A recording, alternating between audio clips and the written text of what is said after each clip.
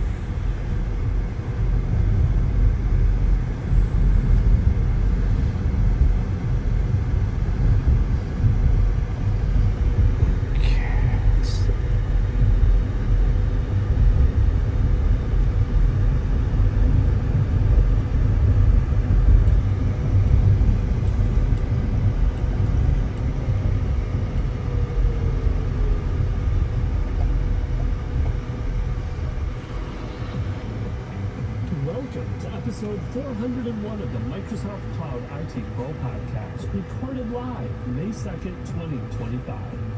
This is a show about Microsoft 365 and Azure from the perspective of IT pros and end users, where we discuss a topic or recent news and how it relates to you. This week, Ben and Scott are back to Microsoft 365 security. In this episode, they talk through Zero Trust security in Microsoft 365 as Ben walks Scott through a presentation he recently co-presented with Jay Lease on some of the foundational aspects of Zero Trust. It's been so long since we've done this. We've had like weird scheduling issues and I've been gone and I mean, that's pretty much it. We had some interviews from the MVP Summit that took us away from this live. Hopefully we say this, we're back on schedule, but with summer coming, who knows? We'll see where it goes. Real life always tends to get in the way. Yeah, so it does. All right. Well, today's topic. If you're live, you can see it on the screen. If you're not live, you should come join us in Discord. Join the membership in Discord and come join us. Today's topic, though, is Zero Trust, and primarily around Microsoft 365. Like, we could maybe take this and extrapolate this out to Azure. Some of this would kind of apply to Azure too, but primarily Microsoft 365. And I can't take a ton of credit. For this. Just say that. So Jay Leask and I have done a presentation around this a couple times now. We did one down in Orlando at CollabCon. We just did it this past weekend. It feels like forever ago for Microsoft 365 Community Days up in Philly, which is not really Philly.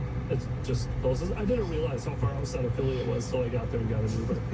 It's like, oh, Melbourne is like sort of Philly, but not really Philly. It's out there a little bit.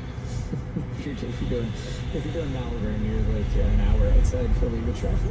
So yeah, we decided, Scott and I were just talking about about zero trust. It'll be interesting because I've done this with Jay Scott to get your take on some of this as well, with your thoughts around zero trust and implementing zero trust. My rough definition of zero trust is assume that there's a breach, assume somebody's in, least privilege, don't just give everybody access to everything, and then verify everything, that they're doing what they should, they are who they said, they're coming from where they're supposed to be, all of those things. Anything you'd want to add to that? No, I think that sums it up. The verify component's always a fun one. Right? Like customers often like say they want this level of observability, but then they find out that it costs money to enable logs or to store logs or to query logs and where all that manifests. So I think as you're thinking about it as a customer, like part of it is what are the general principles that you want to adopt? What does that look like within your organization, your users, your applications? All those kinds of things. But then, yeah, like also, what's reality for you? Like it's super easy with this stuff to talk art of the possible, because like really a ton's possible and has been enabled within these suites of tooling. That said, they are tools that you have to adopt. So there's art of the possible and then there's art of the real.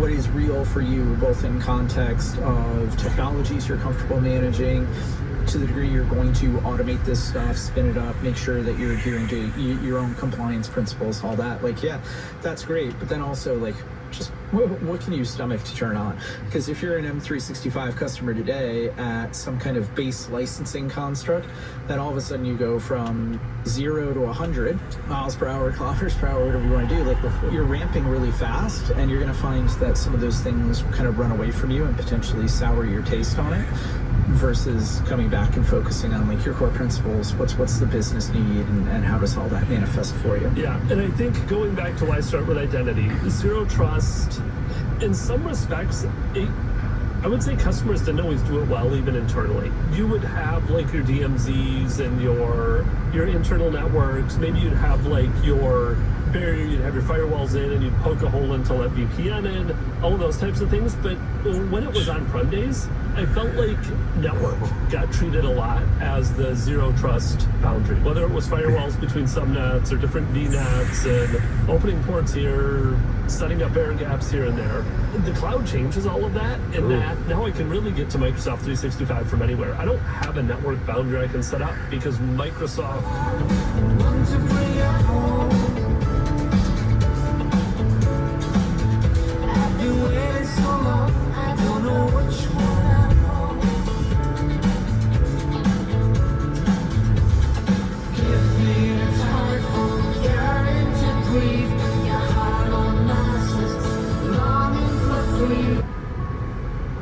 Drop-off will be at ground level.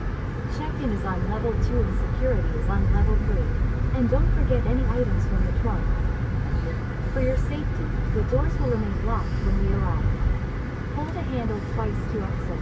The first pull unlocks, the second opens the door.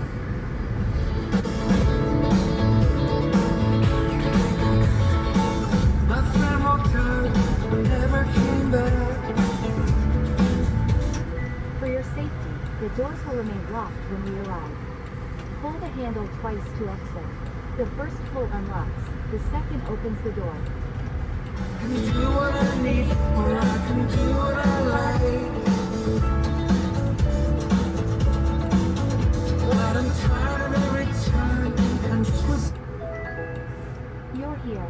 Please make sure it's clear before exiting and don't forget any items in the trunk.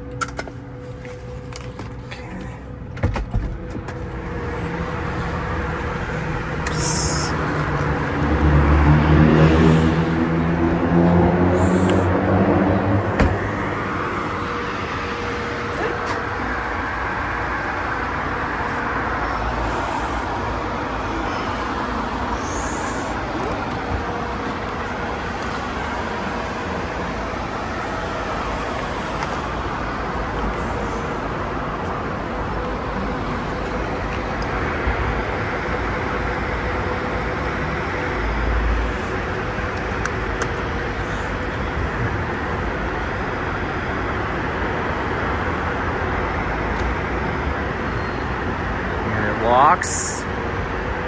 It's gonna leave. There it goes.